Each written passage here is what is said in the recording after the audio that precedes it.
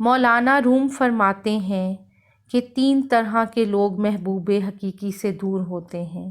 ایسے لوگ جن کی روح محبوب حقیقی سے وابستہ نہ ہو، اگر وہ تعداد میں لاکھوں بھی ہوں تو آدھا شخص بھی نہیں بنتے۔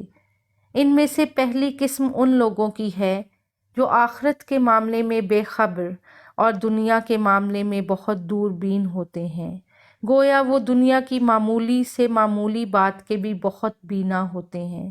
ایسے لوگ اصل میں اندھے ہیں۔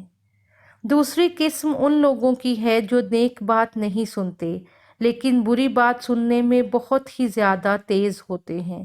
بری باتیں ان کے کانوں میں زیادہ تیز اور دیر تک گونجتی ہیں۔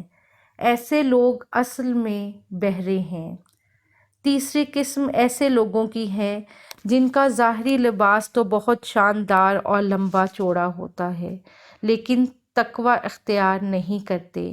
ایسے لوگ تقوی کے اعتبار سے گویا ننگے ہیں۔ ایسے 3 لوگ کبھی بھی محبوب حقیقی کا قرب حاصل نہیں کر سکتے۔